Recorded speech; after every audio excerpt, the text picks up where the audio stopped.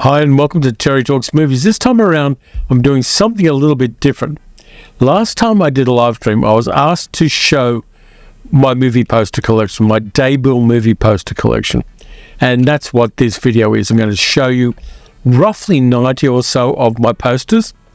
They're all daybills, which is a particular Australian format of movie posters from about the 1930s on to the 1990s. They're a slightly odd format. The shape of them is odd. 13 inches wide, 30 inches long, which is kind of odd. Now, if you're not an American, that is 330 centimetres by 760 centimetres. In real talk, there were, during World War II, because of paper shortages, they did change that to 10 inches by 30 inches, but after that, they changed them back. And for most of the history of daybills, they were lithographed rather than done with traditional printing of photographs. So there's a very kind of naive artwork look to a lot of daybill posters. So there's a very naive and kind of hand-drawn look to a lot of daybill posters. After the 1970s, they went to photolithography, which meant they could use original artwork or photographs at least from the films. But the early ones are really beautiful in their own way, and I love collecting them. I've loved them since I was a kid. We looked at the posters in the cinema when we were going to Saturday matinees, and I loved them. Now, what I didn't know at the time was that the distribution companies sold these posters to the cinemas for 5 cents or 10 cents each. Would have been nice to have known that in the 1960s and 70s. I might have been able to buy a few of them from the cinemas themselves. And later on, as things changed, we were able to buy things first in antique shops and then via eBay and other websites. I fell in love with daybill posters all over again, and I've got a fairly good collection of them. Some of them are slightly rare, some of them are quite abundant if you look around eBay, but I love them and I love the movies. One of the things I decided to do with the collection is I pretty much, for the most part, get only movies that I liked. There are some exceptions to that where I bought a job lot of, say, 5 or 6 posters, and some of the movies included were particularly to my taste, but that's the risk you take with that kind of thing. One of the other things I wanted to mention is Umbrella Entertainment is doing a lot of releases where they're doing facsimile daybill posters in the original aspect ratio as a kind of love letter to the old style of movie posters. They did it for Bluebeard, for instance. I'm not going to take that out of there, but it is a 30 by 13 inch movie poster, and so it's very much a part of the kind of culture here in Australia. And so I'm going to get started and just talk about each of the posters. I'm putting 3 up on the screen at once, and I'll talk through each of them and what I like about them. Time to get started. Here's the first 3, and it shows a lot of what I like about daybill posters. First off, I've got Grand Slam, a crime drama set in Italy with Edward G. Robinson and Klaus Kinski, Janet Leigh, Adolfo Celli was in it. That's got that slightly naive look about it, with artists kind of basically tracing and redrawing the artwork they received from America. If you look particularly down at Edward G. Robinson's face down there, that's the kind of style that a lot of lithograph posters have. And then we have The Venetian Affair, quite a good Euro spy movie with Robert Vaughn and Boris Karloff, Elka Summer in it. I like that style as well. Beautifully drawn. And again, it's got that naive, slightly hand-drawn style about it, which is very groovy. And then on the right, we've got Cotton Comes to Harlem, which is at the turning point where they started using artwork from the original sources. But it's great art. Cotton Comes to Harlem is a fantastic movie to watch as well. And so that gives you a little bit of a range of the kinds of things that daybill posters can offer. Then we move on to 3 more. From the left, you've got a Hammer movie, Paranoid, with Oliver Reed, Janet Scott, and a very good picture of Oliver Reed. That is a lovely looking poster. I just totally love the way it looks and the way it covers what it's supposed to be about. Again, you've got the naive artwork in that little triangular insert, but it works really well and it draws an audience in. In the middle, we've got The Naked Prey, of course, the wonderful Cornel Wilde directed movie. It's a good poster. I mean, it's not the best poster I have, but I think it's a solid poster covering a lot of the style of the titles in the movie. And then on the right, we've got Our Man Flint, a very less detailed piece of art, but still kind of cool, based on the original artwork from America. I don't think the legs quite work there, and I kind of liked that one as well. From there, we go to a bit of horror. On the right, we've got one of the ones I love, which is a photo lithograph of the Monster Club, showing the genealogy of the monsters in that really weird Amicus portmanteau movie. You've got the vampires, you've got the crossbreeds of the different kinds of monsters in there as well. It's a lovely poster, and I'm really happy to have that one. It's quite popular now, and it does go for a premium if you're looking to buy a copy. There are facsimiles on Etsy, but that's an original, and I love it. In the middle, we've got the remake of The Cabinet of Dr. Caligari, which was written by Robert Bloch, who did Psycho, with Glynis Johns and Dan O'Hurley. And again, it's got that kind of primitive hand-drawn style about it that I love. And on the right, we've got Twins of Dracula, which was known as Twins of Evil in most markets, but here it's called Twins of Dracula. I don't have any other Hammer posters apart from the two I've just shown you. They really go for a high price these days. So those three are a good catch. Now, the next ones are a couple that I've got framed kind of loosely in slightly larger frames. It's hard to find frames in the right aspect ratio for these posters. We've got Blackula on the left, with William Marshall, of course. Again, this one's photo lithography. But on the right, we've got 1001 Nights with Cornel Wilde again. And that is a really good example of the hand-drawn look. By the way, that movie is in the first of the Tales of Adventure collections that Imprint put out a couple of months ago. And I was really happy to finally get a Blu-ray of that movie. Nice style about it. I just like the way that one looks. And the colours just work as well. Then we move on to some westerns. A kind of minimalist colour for the Patriot wagon on the left. But it works. You can tell it's Lee Marvin. You can kind of tell it's Clint Eastwood. You might not be able to tell it's Gene Seberg. Again, it's very much in the style of this kind of artwork. Then in the middle, we've got The Professionals. Again, hand-drawn. It's a nice, simple poster. And on the right, we've got Lee Van Cleef, John Philip Law in Death Rides a Horse, an Italian Western. The artwork on this one is quite sharp, and I like the way it looks as well. All three of these are pretty much what you'd expect from a Western poster of the time. Then we get to a couple more posters. Gunfight at the OK Corral. I like that one a lot. Unfortunately, someone drew on the back of this poster with a texter, and so there's a little bit of a show through of what they wrote on the back of it. But it's still worth having for me because I love the movie, which has just been put out on 4K. Really sharply done. I just like the way that it looks. In the middle, we've got Valdez Horses with Charles Bronson. Kind of minimalist poster with a graphic design that's kind of very simple. And on the right, we have another one that's been put out by Imprint, Uptight. Jules Dassin's remake of The Informer. And that one works. I think that uses the best parts of that simple hand-drawn artwork to tell what kind of movie this is. Next, we move on to 3 Rod Taylor movies. And Rod Taylor, because he was an Australian actor, and he pretty much at the time was the only Australian big screen movie star in Hollywood, his movies always got a theatrical release in Australia. And on the left, we've got The Mercenaries, also known as Dark of the Sun. A nice, simple looking poster, that one. I really like the way that one looks. In the middle, we've got Hotel, which I really like. I think it's a hidden gem in Rod Taylor's career. He plays a hotel manager in a posh hotel who deals with a whole bunch of things just as the hotel is going to be sold to a large conglomerate. And I think Rod Taylor in this is really good. He plays off the other actors wonderfully. And on the right, we've got a pretty standard Western action film, Chucker, with Rod Taylor, Ernest Borgnine, and John Mills. That one, it's not a great film, but it still works. And the poster really sets off the style of the movie quite well. Then we get on to 3 very diverse movies here. Robert Wagner and Mary Tyler Moore, and Don't Just Stand There. I know nothing about this movie. I got the poster in a job lot with several other things I wanted. But it's very much in that style again.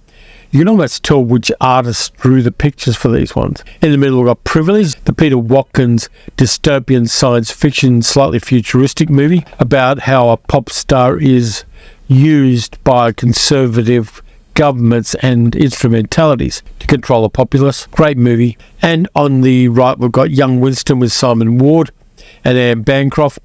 A biopic about the early life of Winston Churchill. Again, that's another one I got in a job lot. Don't particularly love the movie, don't particularly love the look of the poster, I've got it with several others, so it's in the collection. And then we go to Hurry Sundown, another movie that Imprint put out recently on Blu-ray. What a Preminger with Michael Caine playing a Southern gentleman, which is a bit of miscasting. Good ensemble: Jane Fonda, John Philip Law, Diane Carroll, Robert Hooks, Faye Dunaway, Burgess Meredith. That one's almost abstract, the poster, but it works really well. And in the middle we've got Robbery with Stanley Baker and Joanna Pettit. Dead simple poster, but it's really effective using that montage of images from the movie. And on the right, we've got another one I picked up in a job lot. On a clear day, you can see it forever with Barbara Streisand and Eve Montand. Only movie I know of where you get Jack Nicholson singing. Very much got that 1960s look about it. And again, it's hand-drawn. If you have a look at the face of Barbara Streisand there, it's a hand-drawn picture. It's not a photograph. Then we move on to three really good examples of the art. Rock 7 on the left with Gene Barry. That's the kind of primitive style that I was talking about. Nice little Euro spy movie. I picked up a network Blu-ray of it a few years ago, and it was surprisingly watchable. Really uses the locations in Morocco beautifully well. In the middle, of course, we've got Seconds, the John Frankenheimer movie with Rock Hudson.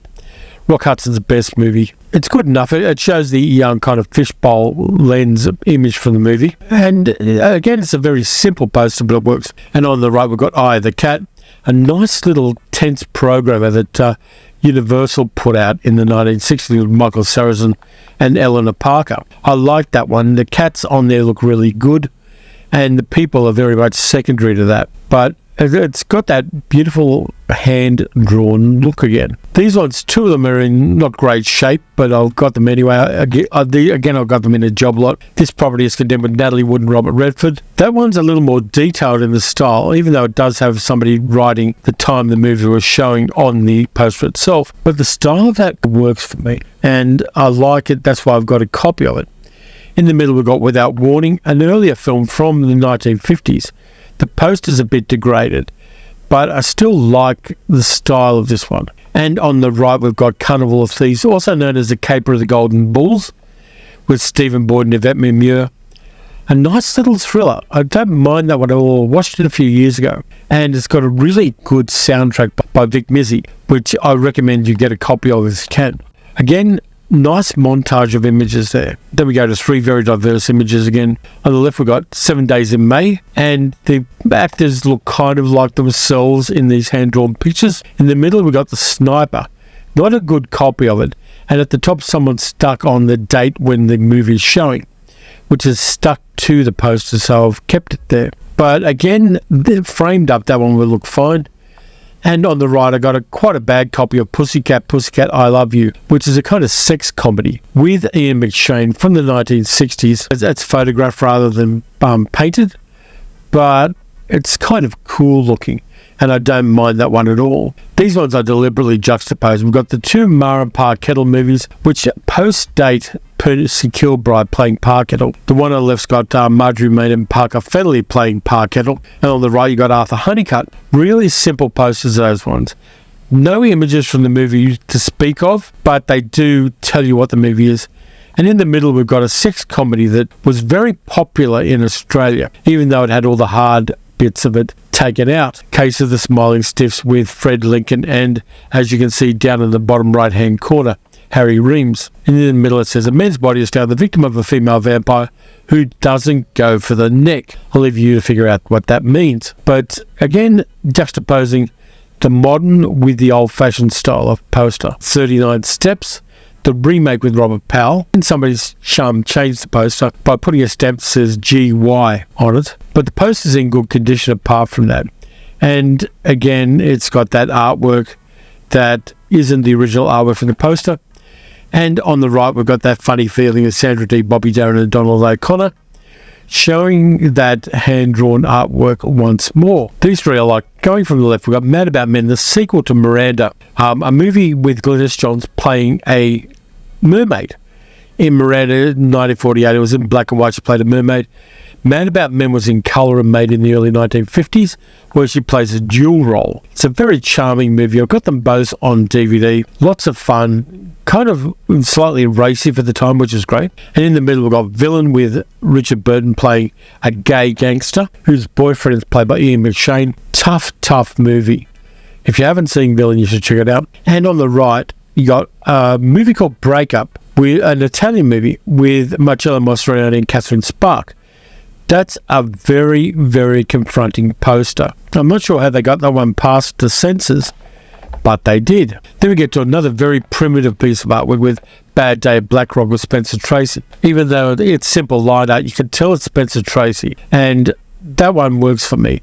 Not a colour poster, probably would have been cheaper for the cinemas to buy, but it works really well. In the middle we've got Raw Meat, also known as Deathline, a movie about inbred cannibals living in the underground tube of London and attacking people on the tube stations. I like the bit that says, management advises subject matter in certain scenes may shock or offend some people, because people get offended by inbred cannibals. And then on the right we've got the wonderful Sands of the Kalahari. Again, a really simple line drawn poster.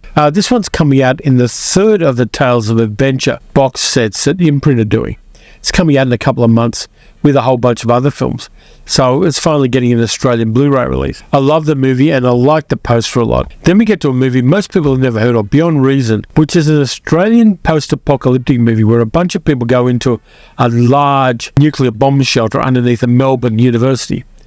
And they're trapped in there for a time until the radiation dies down and things get a bit tense between them. It was made on a small budget by mostly film students using resources of Melbourne University. The only copy of it I ever saw had a time code at the bottom of it. It was a VHS transfer. And it'd be nice if somebody could find a good copy of Beyond Reason and release it. Probably Umbrella would be the ones to do that. Again, it predates even Ozploitation. It shows we were making movies even when there wasn't much of a local market for it. Then in the middle, of course, we've got Johnny Cool, the William Asher movie with Henry Silver and Elizabeth Montgomery.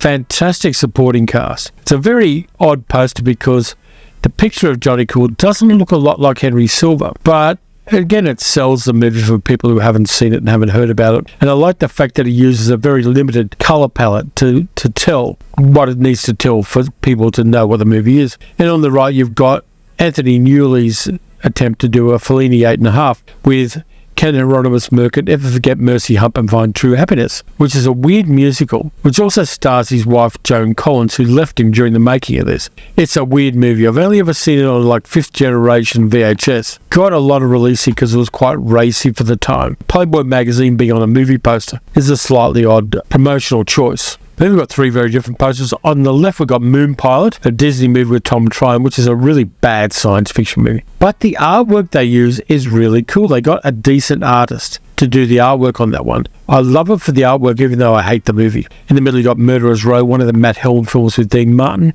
And I like this one. You can tell it's Dean Martin. It's got the cool look about it. It's very much, you can tell it's a spy movie with its tongue in its cheek. And on the right, you've got a movie that was really popular in Australia, a racy sex comedy with a bit of nudity in it called Bedroom Mazurka, which is actually a Danish film. I've got a copy of it on DVD. It's kind of cute, naughty comedy, and I still like watching it now and then. Then we get to 1970s on the left with Dirty Mary, Crazy Larry with Peter Fonda and Susan George. I like this poster. I think it's a direct transcript from the American poster because this is the 1970s when they started having the technology to not have to hand draw the artwork. And it's a good, honest 1970s movie poster. In the middle, you got Ralph Bakshi's Wizards. Again, it's got a little stamp on it, which I think is a New Zealand classification. Dead simple poster, but I like the artwork. And on the right, you go back to the primitive 1960s stuff with the Oscar, with Stephen Boyd and Elka Summer. Even though the artwork is kind of primitive, it tells you what you need to know for the movie. Then you will get back to hand-drawn stuff. Concrete Jungle with Stanley Baker, which I think is also called Hell is a City. But that one works. The poster works. The colours pop. It's got the look of what you need to know. And in the middle, you got Bye Bye Birdie with Anne Margaret and Janet Leigh, Dick Van Dyke. Again, the artwork's not fantastic, but it sells the movie. And on the right, you got Percy, a movie with Paul Bennett playing the first man to ever get a dick transplant. And they're testing it out, so that's why he's in a wheelchair there with the underdressed lady. One of those naughty sex comedies of the time that everybody's forgotten because they weren't very good. Then we move on to a 1950s one, which I think is an early 1960s reprint of Bluebird's 10 Honeymoons with George Sanders. The movie came out in 1959. I still like the look of that one. It kind of works for me. Lonely is the Brave with Gina Rollins and Kirk Douglas in it. You can kind of sort of tell it's Kirk Douglas. And there's more colour on that poster than there is in the movie. Then we get James Garner action comedy, A Man Could Get Killed, with Milena McCurry, Sandra Dee and Tony Franciosa. You can kind of tell the guy in the top left-hand corner is James Garner. It's got the right look to sell the movie. And in the middle you got Shaft's Big Score with Richard Roundtree. This is a direct copy of the American poster without redrawn artwork. And I like the way it looks. It's got an explosion, it's got a speedboat, it's got a great big gun suggestively held close to Richard Roundtree's groin. And it works for me. And on the right we've got Wild Wild Planet, one of those Italian science fiction space opera movies. And again, the artwork's dead simple, but it tells you it's got rockets and astronauts in outer space, and that's all you need to sell these kind of movies. Then we have a late 1970s one, I, the Jury, with Armando Sante playing Mike Hammer. Script was by Larry Cohen, and it's quite a good action film of its time. It's got that dead simple look about it that sells the movie. In the middle is a reprint poster for a re-release of the movie that night in Rio with Don Amici, Alice Faye and Carmen Miranda. Again, you got a limited colour palette on it, but it looks like a 1940s movie poster. And I got it because I didn't have a Carmen Miranda movie poster, I wanted one. And on the right, you got Wait Until Dark with Audrey Hepburn, Richard Crenna and Alan Arkin. Dead simple poster with the artwork redrawn very simply. It's the kind of movie that people are going to see because they love Audrey Hepburn, and then they're going to get frightened to hell by Alan Arkin. On the left here, we've got The Body Steals, a really weird, small-budget science fiction movie with George Sanders and Morris Evans. It also stars Neil Connery, the brother of Sean Connery. This is one of like 3 or 4 movies Neil Connery made. It's about a bunch of aliens who are stealing people, including a whole bunch of skydivers who disappear in midair. It's a weird little movie, but it's worth checking out. I may do it for a future video. In the middle, you got one of the 1970s wuxia releases, The New One-Armed Swordsman with David Chung. There's something covered up by a black Technicolor in the middle of this movie poster. I don't know what it is, but for me it slightly spoils the movie poster, even though it is the one wuxia movie poster I've got, so I'm keeping it. And on the right you've got a Bridget Bardot movie, which would have been slightly suggestive for the time, and because they didn't get wide releases here in Australia and tended to turn up in art house cinema, they didn't make a great effort with the artwork. This one is one of my favourite sports movies of all time, Batting, with Robert Wagner, Anjanette Comer, Jules St. John, Guy Stockwell, James Farentino. I like the look of that. It's very typical of that kind of movie poster from that time. Then we get to one which is worth a fair bit of money these days, The Ipcress File with Michael Caine. Again, you see the kind of artwork, which isn't the best, but is serviceable. In the middle, you got the one American movie that Jacques Demy made, Model Shop with Daniel Camille and Gary Lockwood. Quite good artwork of its type, and I like that one a lot. But on the right, you've got The Power with George Hamilton, Susan Plachette, Richard Carlson, and Michael Rennie. I really like this one. I think it really uses the best aspects of this particular kind of movie poster. The montage works well. I just love the look of this one. And even though the photo I took doesn't show it, the greens are really intense in the faces on this one. And I really like the way it looks. Next up, we've got the other Rod Taylor movie I've got, The High Commissioner, also known as Nobody Lives Forever, I think it's called. An adaptation of John Cleary's novel. But I like that poster. It's got nice proportions. It's got Sydney down the bottom, all of the main characters in it. It works really nicely. I think that's a good piece of graphic design. In the middle, you got Kill Squad, a cheap exploitation movie which has Cameron Mitchell in it.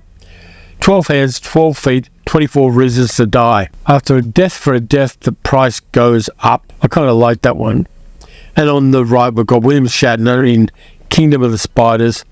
Again, it's just a direct copy of the American poster, but giant spider posters are always great fun. Next up, we've got another spy movie of the 1960s, Agent for Harm, with Mark Richmond, Wendell Corey, and Barbara Boucher. Kind of cool Euro spy poster. Woman with a slightly bent arrow and a bow and arrow in a bikini. In the middle, you've got one of those naughty sex comedies from the 1980s, Private School for Girls. And on the right, you've got a good, solid action movie with Charles Bronson and Lee Remick Directed by Don Siegel, Telephone. Also has a good supporting cast: Tyne Daly, Alan Bedell, Patrick McGee and Donald Pleasance. I love the style of this and the proportions really work. Then we go to a movie I should cover on the channel when I can get a copy of, The Wilby Conspiracy, with Sidney Poitier, Michael Caine and Nicole Williamson. That's a good action film with the 1970s.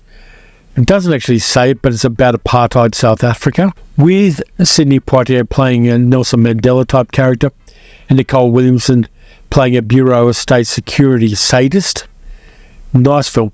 In the middle is one of my favourite posters of this type, Danger Route, with Richard Johnson and that beautiful karate chop image there. Not a bad little movie. It was actually made by Amicus and directed by Seth Holt.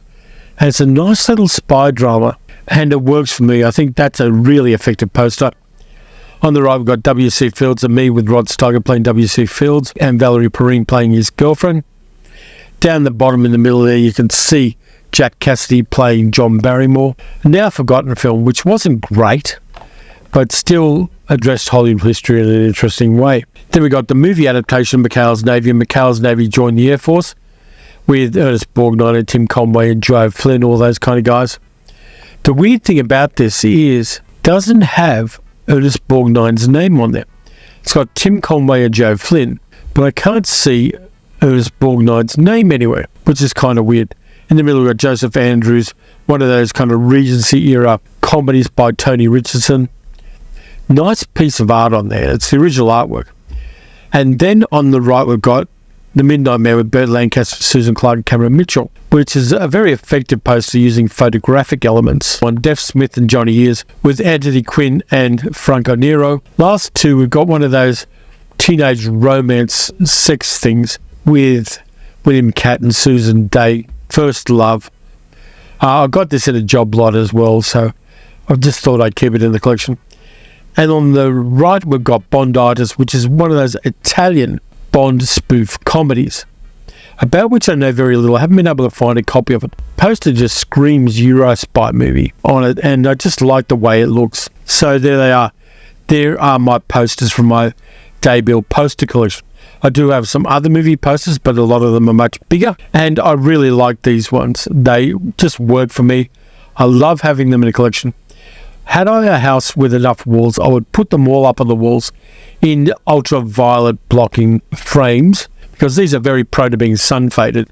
A lot of them are 60 years old, so if I put them out somewhere where they're going to get direct sunlight, they're going to fade and look really horrible. I've actually got a couple that I haven't shown you, which are sun faded, and they look really, really shit. But it's an interesting collectible. You can find them quite cheaply, sometimes on eBay. But you can also go to John Reed's site, moviemem.com, and he will sell you some daybills for as little as $10 Australian each. You then pay postage, of course. But he's got an incredibly wide selection, and if you are cashed up, you can find some really good posters at honest prices, but at very high prices in some cases. The posters I love. I've got them stored away from direct sunlight. Most of them are for movies that I really appreciate. They're not making them anymore, except for Umbrella Entertainment doing those little premium things. But I kind of wish they did. A lot of the posters you see in cinemas now are electronic. They're on TV screens, turned vertically. I think that's a shame, because these are cultural artifacts, mementos of those particular movies, if you like them. And I think the movie posters are something that, if you have a few bucks, you can find some around and collect them and appreciate them as well. So that's it for this time around. Thanks a lot for watching. If you enjoyed the video, please like, subscribe, hit the notification bell. Check out some of the playlists I've got. You can also support the channel by donating at the YouTube page, or else by becoming a patron at patreon.com/TerryTalksMovies, and then you get access to my monthly Spotify playlist of very often movie-related music. So next up, we've got Science Fiction Saturday, and I've got something interesting for that. And until then, watch some new movies, watch some old movies. Fork out a few bucks and buy yourself a movie poster and make yourself happy. And I'll catch you next time.